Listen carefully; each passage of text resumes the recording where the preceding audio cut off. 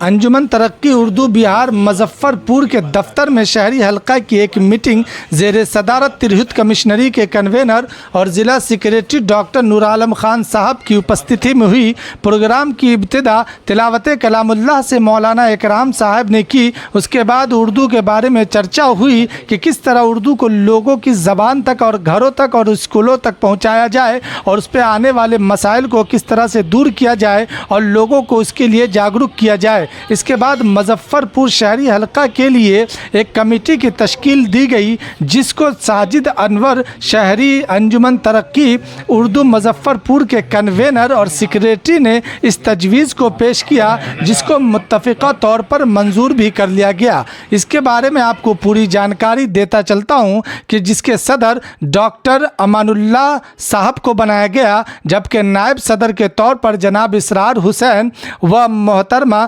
फिरदौस जहां को बनाया गया। सेक्रेटरी के तौर पर जनाब साजिद अनवर साहब को बनाया गया, जबकि नायब सेक्रेटरी बुशरा मुशीर व मोहम्मद नूह को बनाया गया। वहीं खजांची के तौर पर जनाब फिरोज़ अहमद साहब को बनाया गया, जबकि मोहम्मद महमूद आलम, मौलाना इकराम साहब, शबाना परवीन, हसन इम्बिसाद को सम्मानित सदस्य के तौर पर चुना गया।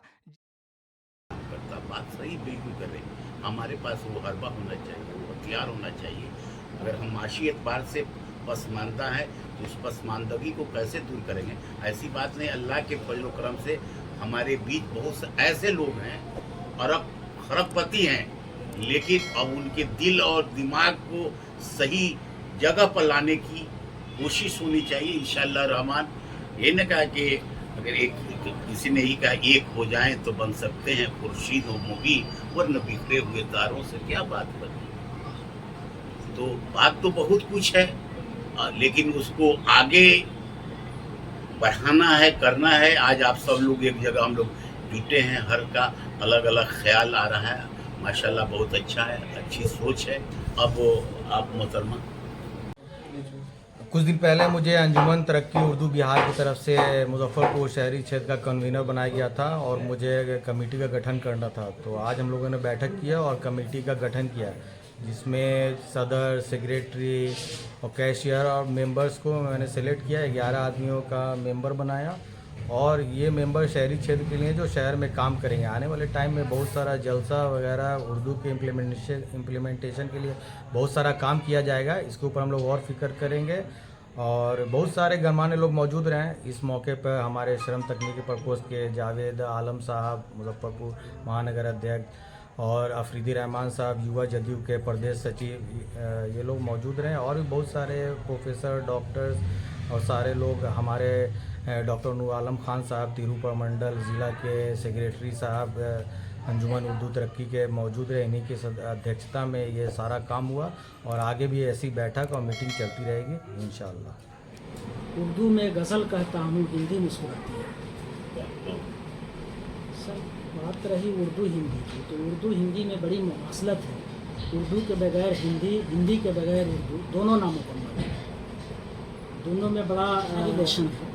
हम ये दोनों एक दूसरे के बिना इनके अंदर हुस्न पैदा नहीं होगा, खूबसूरती नहीं है। रही बात उर्दू की तरक्की की, जो भी होगा आपके निगरानी में, आपके मशवरे से, पूरे कमेटी के मशवरे से जो भी मामला आएगा उसको हम लोग सुलझाने की कोशिश करेंगे।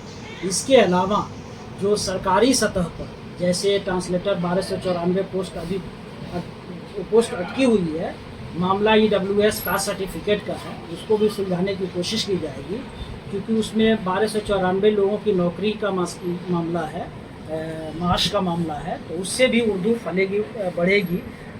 इसके अलावा ग्रेजुएशन सतह पर 200 पोस्ट थी, तो वो तो पूर्ण भर ली गई है, लेकिन इसको भी देखेंगे हम लोग। इसके अलावा जो सरकारी सतह पर बिहार सरकार हर साल जो है में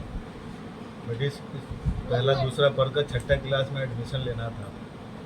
उस वक्त मारवाड़ी हाई स्कूल और पास में आपदा हाई स्कूल था। Marwari high school Hindi medium होता था, उर्दू मीडियम का किताब वहाँ अलाउ नहीं था। उस वक्त उर्दू मीडियम की किताब आती थी।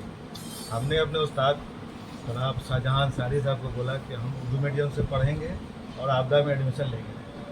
उन्होंने कहा कि नहीं, वहाँ नहीं लो, वहाँ का माहौल अच्छा नहीं है, आसपास का माहौल ख़राब है, दुकान के सामने, तारी की दुकान है स्कूल के सामने, लड़का चाकू चलाता है, हमको वो डराए। हम बोला कि कुछ भी हो जाए हम उर्दू मीडियम से ही पढ़ेंगे और आपदा में हमने एडमिशन लिया। करते हुए इस पे शदीद तौर पर गौर फिक्र कर अमली जामा नहीं पहनाया जाएगा।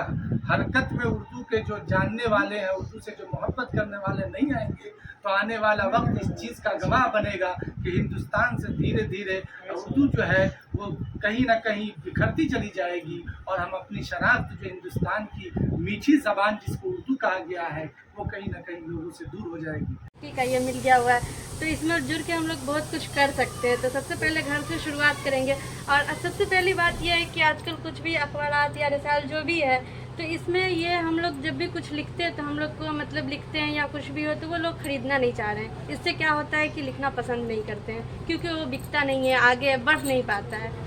तो ये चाह रहे हैं कि ये आगे बढ़े तभी तो लिख पाएंगे ना, तभी ना उर्दू आगे बढ़ पाएगी। तो ये ज़्यादा ज़रूरी है। फिर स्कूलों में जाके हम देखें कि उर्दू की पढ़ाई हो पा रही है। बच्चा नहीं पढ़ना चाहिए क्योंकि उसको भारी लग रहा है उर्दू, उसको आसान बताना पड़ेगा कि आसान है, भारी नहीं है। से निकली है जिसका माना होता है लश्कर। फिर दोस्त बोली कि सबसे पहले हम घर से शुरुआत करेंगे तो ये बिल्कुल सही है। जब घर के लोग जानेंगे तभी ना, जैसे कि तो बचपन से मेरी तरबियत उर्दू में हुई है और इंशाल्लाह अभी भी उर्दू के लिए ही काम कर रही हूँ, आगे भी इंशाल्लाह करूँगी। लगभग सब लोग बोल चुके हैं।